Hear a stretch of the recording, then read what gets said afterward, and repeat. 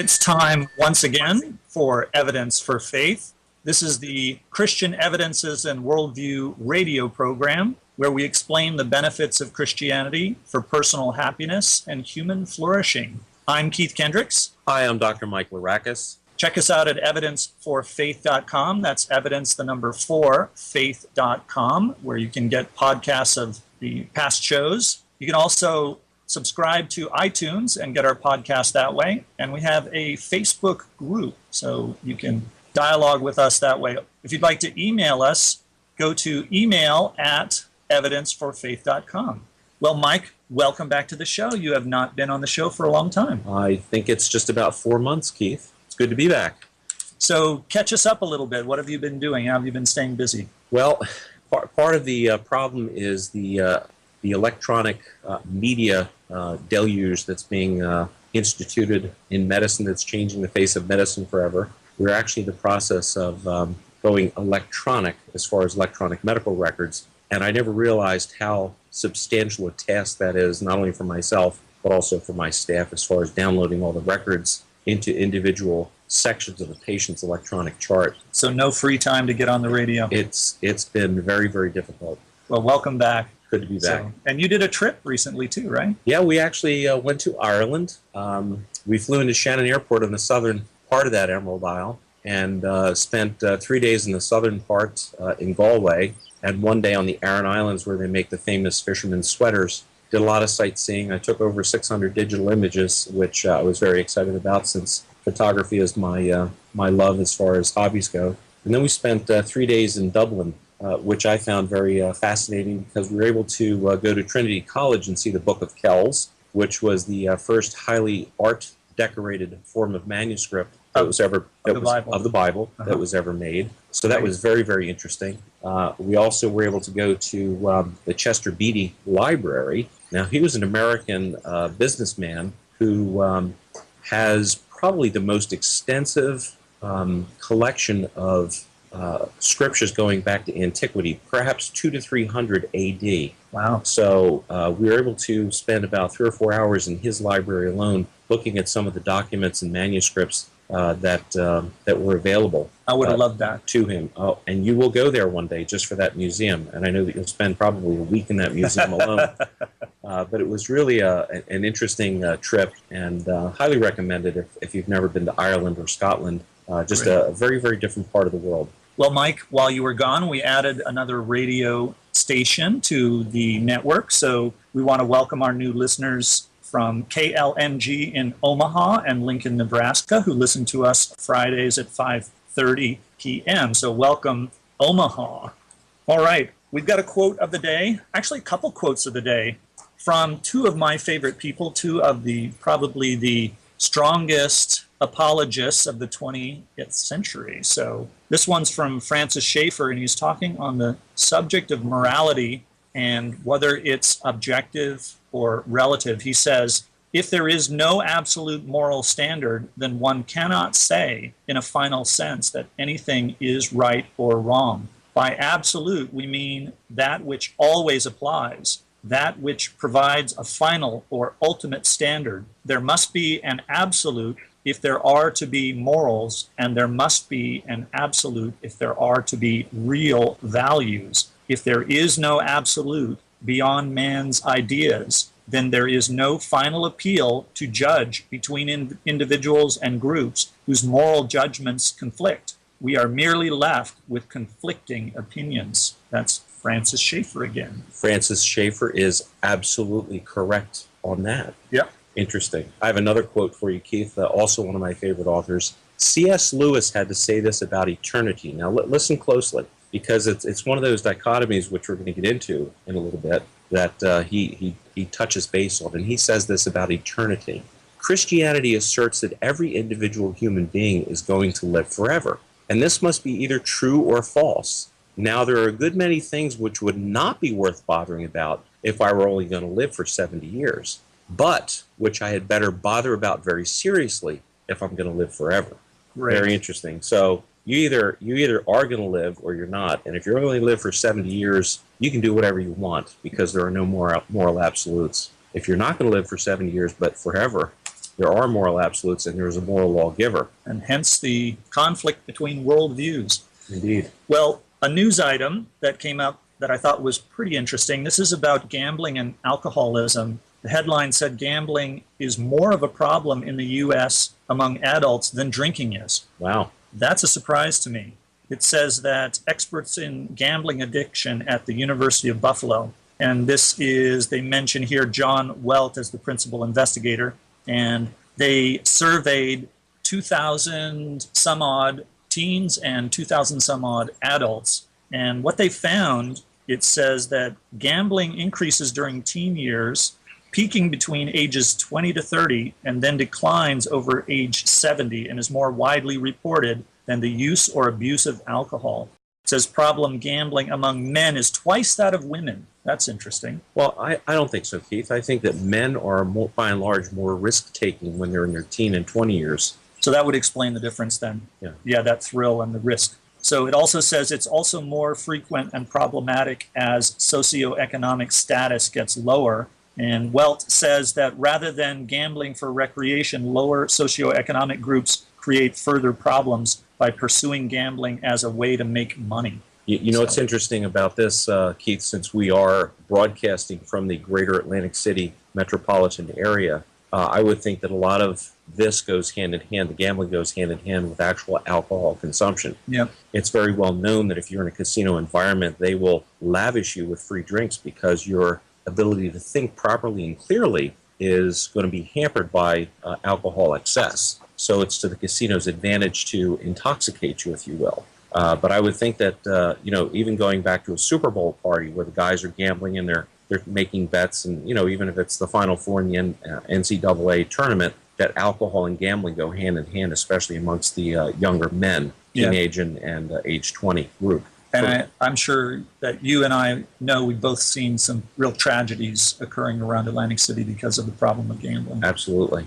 And what's interesting is that just from a medical perspective, the actual definition of an addiction is this: continuing to engage in a behavior, knowing full well that it's going to interfere with your relationships, cost you your job, cost you your money, and cost you your life. So this would apply to not only gambling or alcohol, but also to drugs, pornography, etc. And by the way, internet pornography is the #1 addiction to young men right now at this point in time. Internet pornography. Yeah. And that brings us to our guest today. Our guest is Jeff Baldwin, who is Research Director for the Worldview Academy. Jeff, welcome to Evidence for Faith. Thanks so much. I appreciate the invitation. Well, I've had the pleasure now of listening to a couple of your podcasts, so I feel like I know you already, and I'd love to introduce you to our audience. Welcome to Evidence for Faith, and thanks for all the tips. I now am about 2 pounds heavier because of your recommendations on Take 5 candy bars and fish tacos. Yeah, you can tell that Bill Jack is my co-host at Radio Worldview, the podcast, and he and I both like to eat quite a bit, so we always have our ear to the ground whenever we're on the road for another good place to eat. Well, Jeff, tell us about Worldview Academy. I'd be happy to. Worldview Academy, our mission is really to equip students to think and live according to the Christian worldview. And what we do is we have leadership camps all around the country. You mentioned our camp in the Philadelphia area, but we actually have 3 different teams of college staff and faculty who travel around the country for the months of June and July, and we offer these 1-week-long leadership camps to students 13 and older all around the nation: Seattle, Central Florida. We even have one in New Hampshire, which I have to admit I'm from the West, and I was not sanguine about the chances of getting a camp going in a New England state, and I was very, very wrong. We had a great reception in New Hampshire and some really committed Christian families that are excited to have us there. And anyway, we take the students and we train them for about 29 hours in that week in the classroom. It's not your typical camp where you're picturing maybe jet skiing or canoeing or that sort of thing. We do enjoy ourselves and we do have a great time, but we're very convinced that our culture tends to talk down to teenagers and set low expectations for them. And all of our experience has been teenagers can rise to the occasion. If you challenge them, then they are more than happy to dig in and rise to that challenge. So that's what we do. We train them, we equip them, we actually teach them evangelism and then go out and do evangelism on the college campus, typically on Wednesday afternoons of the week of the camp, and really push the students to own their faith and understand their faith as a total worldview. Well, both of my boys went to your camp about 7 or 8 years ago, and they had a real blast, and they felt it was really rewarding. Great. And I noticed, though, when they got back, they made us buy a bunch of videos, and all these videos have Bill Jack's name on them. Yeah. So, is that the plan, that you get to be research director and Bill Jack gets all the bylines? It sort of seems that way, yeah. Bill is, the thing about Bill Jack, and I hope maybe sometime you can visit with him on your show, but he has really figured out the nuances of video evangelism. So one of the things that baffles me when he goes out and does evangelism is it seems like people are more likely to talk with you if you have a video camera on them than if you're just sort of standing on the sidewalk trying to engage people. And so Bill has all these different techniques for going onto a college campus with a video camera, and then, of course, he winds up with this great footage because when students stop and dialogue with them, you really get that chance to see that clash between worldviews. Well, I like that title, research director. I want to be a research director, too. What exactly do you do for that, besides the fish tacos and the candy bars? That's it. That's the heart of it, is research director is so nebulous that it basically means I get to read books and teach, and anything I'm doing sort of counts as doing my job. And as a person that loves to read, then that works out very nicely for me. So I am sort of the curriculum guy with Worldview Academy as well. We try very much to have a fixed curriculum regardless of the team that arrives near your hometown, for the simple reason that we want to make sure that students are getting these key concepts that we feel they're not hearing as much as they can within the church. So a lot of it is sort of just keeping our eye on the ball too, and making sure that we're conveying the same thing to students. And I don't know, maybe this is something that I think you probably are well aware of, but the longer I've taught worldview, the more I'm convinced that so much of it goes back to basic doctrine, and it's a little odd to find yourself in that position of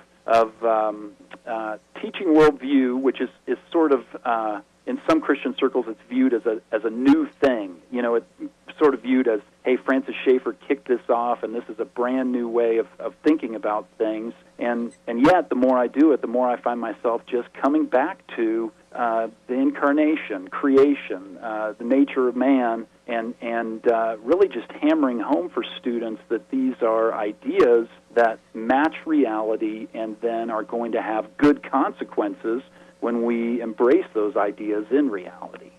Jeff, the first time I looked at your website, first thing I actually looked into was your doctrinal statement of faith and your mission statement. And I thought to myself, wow, this guy's right on. So that was like the hook that actually made me cruise your website pretty totally. And I was very impressed that your statement of faith and your mission statement would actually be consistent with really any Bible-believing Christian. So if there's anybody who has any concern about what kind of a camp their kid is going to go to, the first thing they need to do is look at your doctrinal statement of faith and your mission statement, which I think will allow them to breathe a little bit easier. Also, when I was looking at your website, I noticed that You also worked with the Understanding the Times curriculum with Dr. Noble. Keith and I actually have been teaching that curriculum to our kids for the last 13 years or so at our own church, and we're very impressed by that curriculum. And I noticed that your actual layout for the kids' camp is a little bit different than what the Understanding the Times camp was all about. Can you explain to some of our listeners how there is a difference and why it is that you're targeting the younger kids rather than the older high school kids? You bet. The Understanding the Times curriculum, as you said, is Dr. Noble's brainchild, and Dr. Noble is with Summit Ministries out in Colorado. And one of the things that, and this is a great thing that Summit Ministries has, is they have the ability to draw really big name Christian thinkers. I'm thinking of people like J.P. Moreland or George Grant or folks like that to their camp, and have a lot of guest speakers that come in and teach at their camp program. And that's a great thing. I personally have only got to hear J.P. Moreland teach once, but loved it and wished I could have heard more. And so I think that is a strength for the Summit. Conversely, I think our strength is that we are able to keep our eye on the ball and focus on these key concepts that we've identified, so that you never get a curriculum that's top-heavy at any particular camp that you attend. Because we all have our own hobby horses, and if you let me choose everything that we were talking about for a week, I would camp out on the nature of man and talking about Christianity and the arts, and I've got a passion for both those things, and great, but the problem is then you get kind of a top-heavy curriculum that's not paying attention to some other crucial concepts that need to be addressed. So that's one element that I think sets us apart from Understanding the Times and Summit. And then the other element is really that feet on the ground, putting it into practice, training students in evangelism, and actually taking them out and doing evangelism on Wednesday afternoon. I can't tell you how many times we will have taught the students for 3 days prior to their going out and doing evangelism, and so often students will rush back up to me after evangelism and say, hey, I talked to this guy who was a Buddhist, and he said just what you said he was going to say, or I talked to this guy that was New Age, and he said just like you said he was going to say, and as a teacher, it's sort of, you can sense the irony, because you know that everything you said prior to evangelism was deemed sort of ivory tower and not actually relevant to the real world. And then suddenly they're out doing evangelism and they're realizing, oh, so these ideas are not merely ivory tower. These ideas are practical, and these are concepts that we as Christians need to understand and embrace to be able to go out and be salt and light. So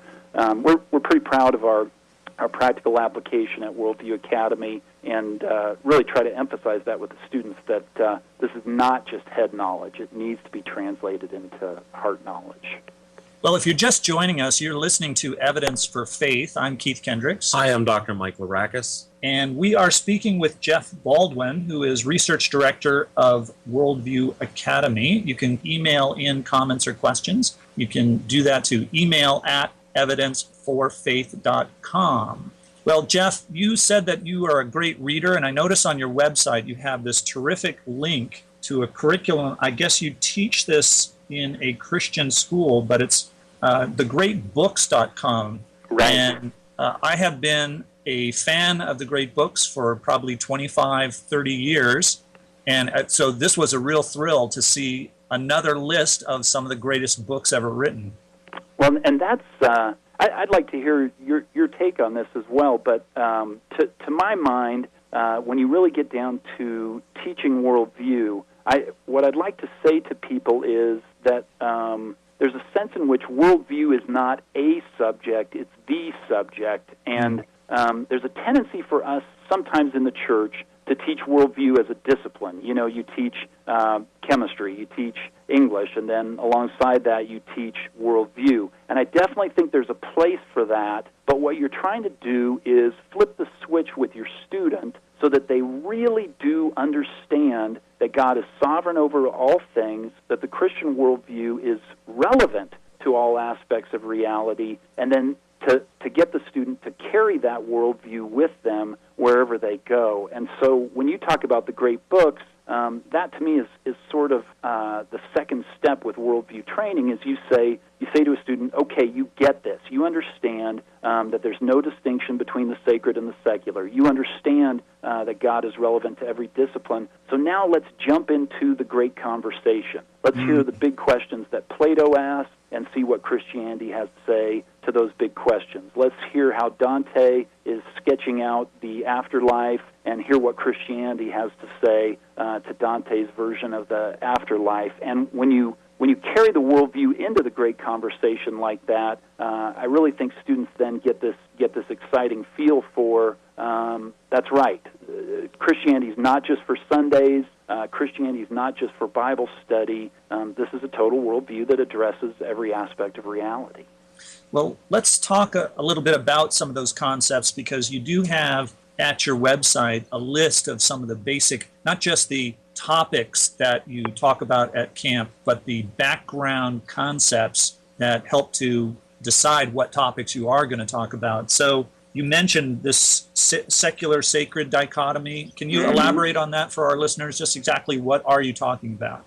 I think you all will appreciate this. I've finally gone back to C.S. Lewis with this because he does it best. And to me, this is so fascinating that C.S. Lewis, was running away from God for a certain part of his life, didn't want to become a Christian, and was very wary of everything that had to do with the Christian worldview. And what fascinates me is that C.S. Lewis understood Christianity very, very well even before he became a Christian. He had one of those minds that could really see the big picture even prior to his conversion. And so one of the famous things that he says, I think he says it in Surprised by Joy, is he says when he wasn't a Christian, that God seemed to him to be the arch interferer, and that the main problem with God was that there was nowhere where you could put up a barbed wire fence and a keep out sign in your mind and keep that little part reserved as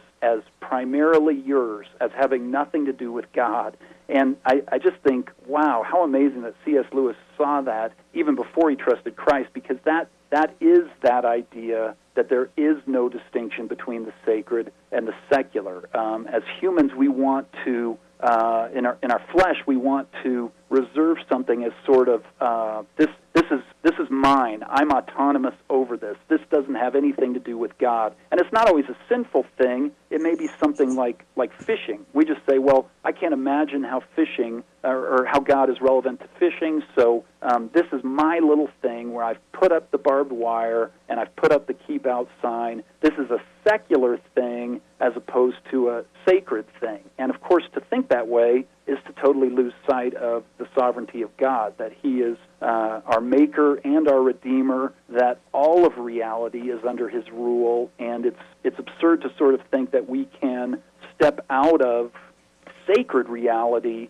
and find ourselves somewhere else. And of course, part of the reason we do, I think, is because we're in the habit of attending church on Sunday, and so we think, okay, Sunday is God's day, and that's sort of the sacred time, and then I go back to my regular job, I go back to fishing, I go back to these other pursuits, and that's certainly a secular thing. And so that sacred-secular dichotomy, unfortunately, that then colors public policy. People start to think that God is only relevant to church and maybe personal ethics, and when they take that stance, then they begin to seek to govern apart from the sovereign God, and you're obviously going to shipwreck against reality when you lose sight of the sovereign over reality.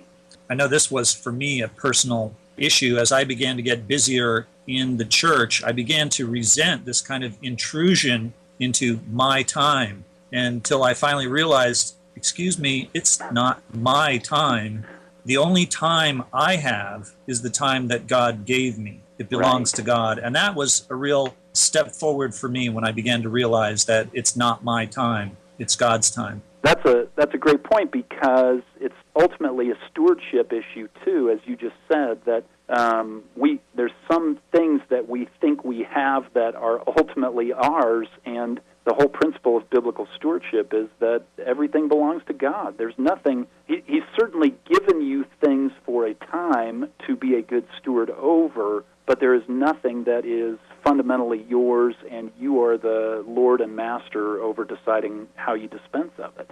You know, along the lines of the dichotomies, Jeff, I just wanted to pick up that theme again, having to do with whether it's in the public or the private domain. That's a dichotomy, and this is really where the secular humanists hammer us, and they try to keep that barbed wire up and keep us out of the public domain with our personal convictions and our faith. And that has to do with the faith-reason dichotomy, where we're the irrational religious zealots and they're the rational scientist-type individuals. How do you teach the kids to overcome the barriers that the secular humanists are throwing at them in the high school arena with your camp?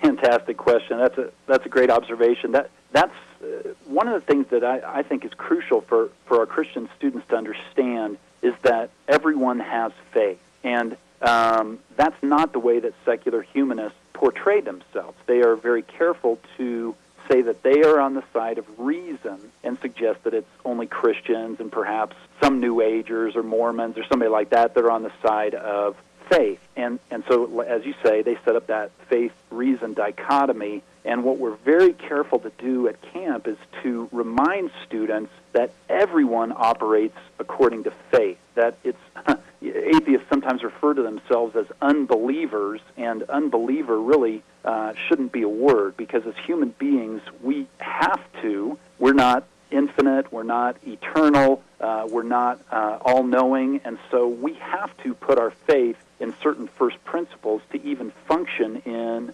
reality. And so we take a long time to remind the students of just how much faith it takes to be an atheist, because until they see that, the student starts to think, gosh, okay, we've got this separation of church and state in America, and I shouldn't bring my faith into these public arenas because, I know that no one else is bringing their faith into these public arenas, and as loud as I can, I want to say to the students, you've got it exactly wrong. Everyone brings their faith into the public arena, and the question is not who's on the side of faith and who's on the side of reason. The question is whose faith actually matches reality. Is it valid to have this faith in, you guys mentioned ethical relativism earlier. The atheist has to have faith that ultimately morality is relative, that there's no ultimate objective measuring stick for what is right and what is wrong. And my question is their faith in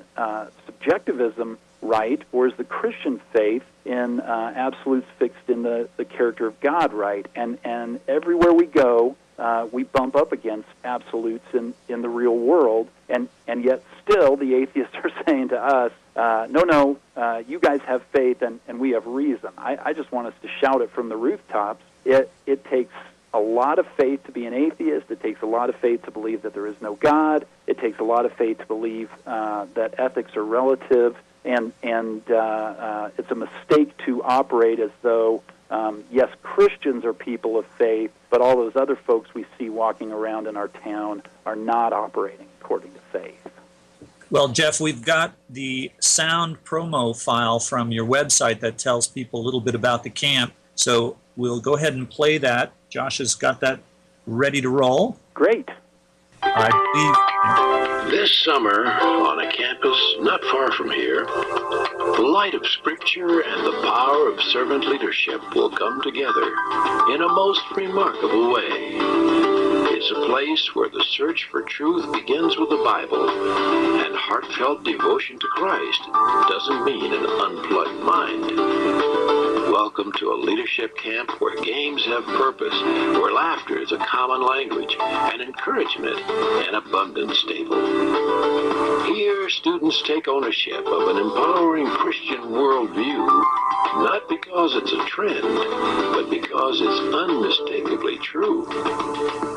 Enthusiasm and in sight or around every corner, and the challenge to live well and think well is reflected in every face. Here, solid values are lived out, and the legacy of family is at its core. Faith is strengthened, grace is multiplied, and durable friendships take root. This is Worldview Academy. It's a place where bold leadership means having a servant's heart, and countering the culture isn't about winning a battle of words, but expressing irresistible grace. Standing for the truth is as important as kneeling before the king. Because there will be a time when faith is tested, truth is under fire, and courage is required. We are there. Worldview Academy. Leadership camps where students become bold leaders in truth and grace. Worldview Academy. There's no leadership camp like it in America. www.worldview.org. 800-241-1123. If you're just joining us, you're listening to Evidence for Faith. I'm Keith Kendricks. Hi, I'm Dr. Mike Larakis. And with us, we have Jeff Baldwin, Research Director for Worldview Academy. They are hosting a camp for youth at Philadelphia Biblical University in Langhorne, PA, July 17th to July 22nd. And Jeff, if there are people listening who want to go to that camp, how do they sign up? There's a couple ways. They could call our office, which is an 800 number. It's 800-241-1123. And then they also could visit our website. We have a registration form there at worldview.org, O-R-G. Either way would be fine. I do know that a couple of our camps are filling up quickly. I don't know that the Philadelphia camp is, but I heard you all mention that you have a new affiliate in Nebraska, and so we've got a camp in northern Oklahoma, western Missouri, around there too. So certainly there's other options available for folks around the country. Jeff, when I visited your website to check out the background for your camp as well as to check you out a little bit, I was very impressed by the website, very easy to navigate, and I actually happened upon the Chuck Colson 3-minute video promo where he speaks with conviction and passion about what your camp is all about, what it has to offer kids. And I would encourage anybody listening to this show, if they're going to check out one thing on the website, to check out Chuck Colson's commentary, because I think it's a terrific synopsis about how a kid is going to find himself in that camp and what they're going to come away with as far as being equipped for the future. If you want to make a couple of comments on that, you may. Well, I'm sure you've done it several times on your show, but I just could not be more impressed by Mr. Colson's How Should We Now Live? And probably you've told your listeners before, but he's got a discussion guide for that as well. If you go like on Amazon.com or somewhere like that, you can find the book, and it actually has a leader's guide in the back of it. And I've used that teaching Sunday school classes, and I just think it's a really, really fantastic introduction to worldviews. So, for Mr. Colson to say anything like he said about Worldview Academy was just super high praise to me. Jeff, we've spoken several times on this show about the issue of Christian kids leaving the church when they go away to college. Can you address what you think about this problem? Is it a problem? How do we solve it? And is that what your camp is about?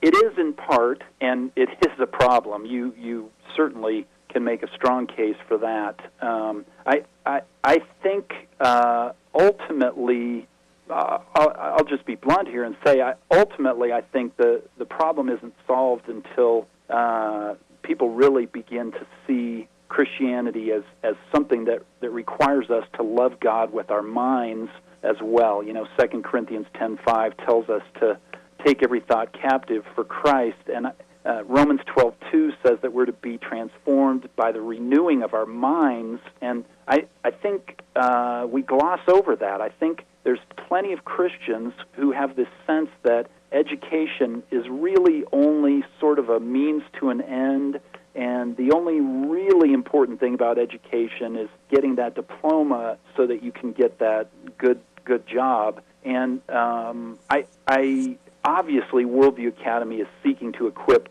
teens for college, but you can't do everything in a week either. And I think that too many times Christian families treat the education that a student might be receiving, wherever they are in high school or middle school, as something sort of value neutral, that when we add Sunday school on top of that, everything will be just fine. And again, God is relevant to every discipline, and Christians have got to start taking education seriously, not just for a week in the summer, but throughout the high school years, throughout the middle school years. We've got to make a decision to consider, what does it look like to teach English from a biblical perspective? What does it look like to teach math from a biblical perspective? And really be taking every opportunity to show our students that God is relevant to every aspect of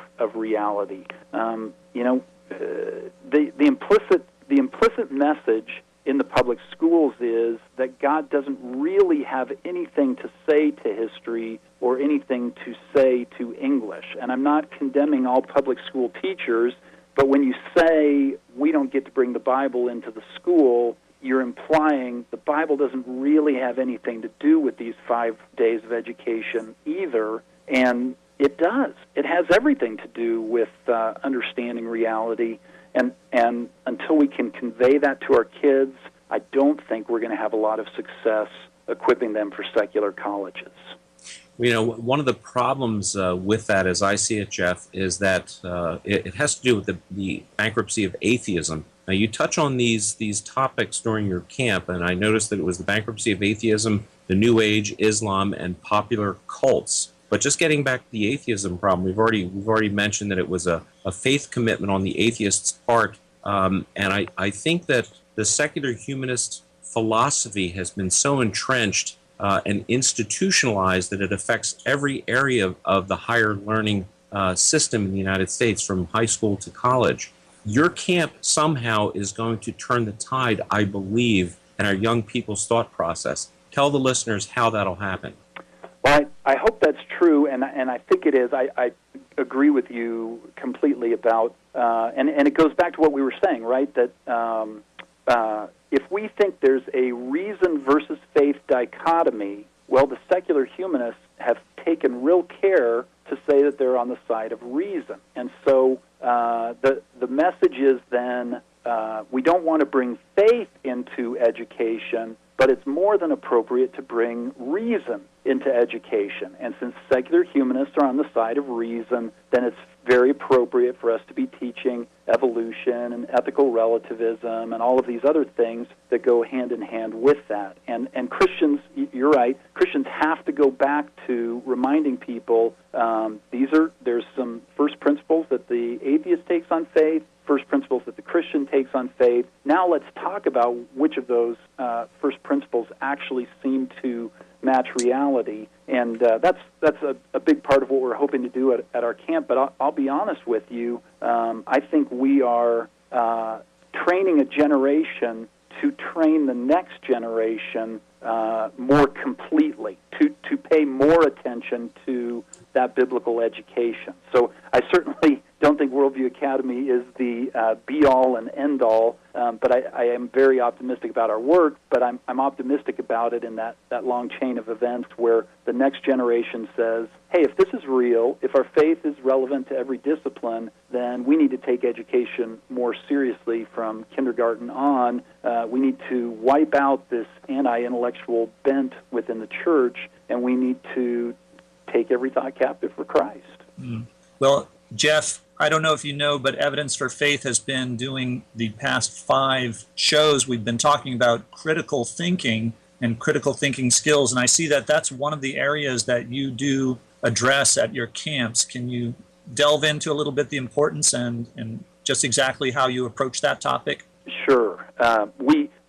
Typically what we do is we want the students to learn what Bill Jack calls the 4 killer questions. And those 4 killer questions are just very basic critical thinking questions that the student has to use with care. We're not asking the student to just fire these questions at every person that pops up in their path, but as they consider these questions, that they would know, hey, I need to be able to respond from a Christian standpoint to these questions too. So, for example, the first killer question is just, how do you know? And it sounds like such a simple question, but as you two realize, that's basically half of philosophy. Half of philosophy is that big fancy word epistemology, which is dealing with that question of certain knowledge. Can human beings arrive at certain knowledge, and how do we arrive at certain knowledge? And it's a fantastic question to push students to be critical thinkers because, first of all, it reminds us that a lot of people base a lot of what they claim to know on hearsay or unreliable sources. And second of all, it should drive our Christian students back to God's Word, that we would never fall into the trap of saying, well, I know this because I'm a logical individual, or I know this because science tells me so, but that we would ultimately see that the only true sure foundation is the Word of God. And yes, when we stand on the Word of God, we can begin to rely on our reason, we can begin to rely on science, but that the Bible needs to be our foundation. So that's one of the 4 killer questions. Bill Jack does a fantastic job of unpacking all of those. And again, the idea is really for engagement with real people so that you can go out and talk to people about your faith. I think we fall into this trap of thinking, let's find the formula for sharing our faith with other people. And if you've ever tried to share your faith with a real-life human being, there's no script that you get to follow. You don't get to, they're not reading the script along with you and raising the objections at the appropriate time. You have to be ready to follow some of the trails that they want to follow. And if you're not thinking well about your own faith, you're not really going to be ready to have that dialogue with them. You know, one of the things that struck me when you started talking about the 4 killer questions, Jeff, was the one killer question that the secular humanists and the New Age movement specifically has really silenced the Christian group with. Mm-hmm. That killer question for us is, who are you to judge? Yeah. And it immediately makes us clam up. And if the kid can't answer that challenge, then he should not be out on the street. So how are you going to equip a New Age kid to go up against the intolerance of the New Age mindset?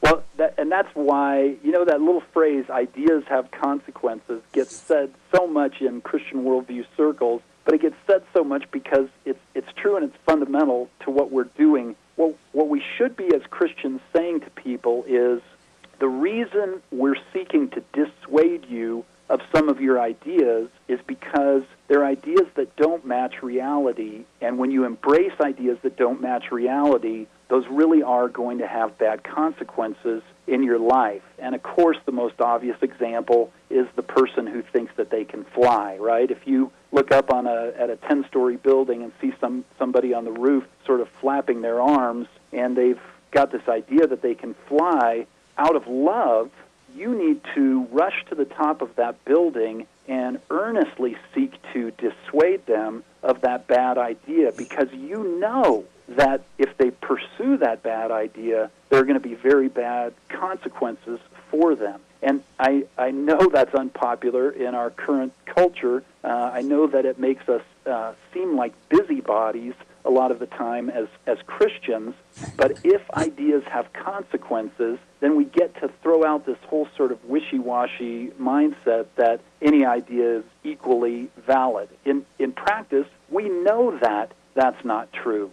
There's no one that's going to stand up on college campus today and seriously argue for race-based slavery. They know that was a bad idea. They know that bad idea had bad consequences. And what Christians are pointing out is, or at least what we should be pointing out is, hey, there's other bad ideas out there that are real popular right now. There's this bad idea that a woman has the right to control her own body no matter what, and pursuing that bad idea is going to have bad consequences for you and for the people that your life directly connects to. And so what I always say to our students, and to me this is the bottom line, we should be dialoguing with people, but the motive for the dialogue always should be love. That if you're just talking to win an argument or to be right, then you definitely should clam up. But if you're talking because you love that person and it breaks your heart to see them have this bad idea that drug use is harmless, or this bad idea that a woman has a right to control her own body, if it breaks your heart that they have this bad idea and are going to suffer bad consequences for embracing it, then you need to go out and seek to dissuade that person. We're speaking with Jeff Baldwin, Research Director of Worldview Academy. And Jeff, it seems that if kids are going to embrace this concept that the Bible and Christianity speak to all areas of life, they first have to really believe that it's true. Do you address how someone can really know that Christianity is true and the Bible is reliable? We do. That's one of our key concepts that we teach at camp, is this idea of the reliability of Scripture and some good reasons for believing that Scripture is reliable. I know you know as well as I do that ultimately this is a faith decision, that ultimately as a human being I don't have the capacity to impartially examine all the evidence and immediately come to the right conclusion about every aspect of reality. So instead what I'm saying to students is, here are some good reasons for believing that the Bible is inerrant and reliable, and now what I want you to do is assume for a moment that the Bible is as reliable as it claims to be. If it is, then we would expect it would match reality, and we would find things working out practically in reality, and that's exactly what we find. So this isn't a blind leap of faith. It's not closing your eyes and stepping off into the chasm.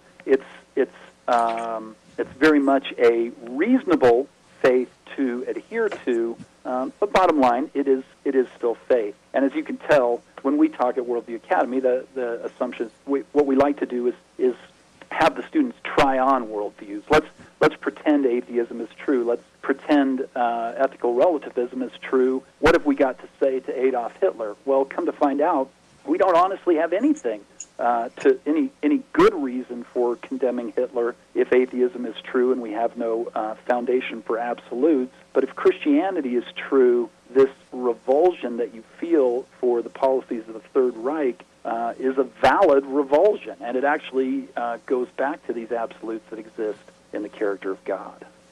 You know, Jeff, let's pretend I have two kids, one 13 years of age, one 14 years of age. I want you to tell me in the last 2 minutes that we have on this show why it is that I should send my kids to your camp, which is just north of Philadelphia in Langhorne, on July 17th through July 22nd. Why should my kids go to your camp? Why should I pay double tuition to have my kids at your camp? Right. And the answer really is just the way that God uses the camp. It's not some magic formula that 3 or 4 Christian men discovered. It's the plain fact that we challenge teens to really come to grips with their faith, to apply their faith, to really seek to be transformed by the renewing of their minds, and to take it seriously. And of course, this is every parent's prayer. Every parent, more than anything, wants to see their students own their own faith, that it's not their parents' faith, but it becomes their faith. And I'll tell you from experience, that doesn't happen until the student is really forced to apply it, think hard about it, engage with people who don't agree with him, and learn how to defend their faith in that realm.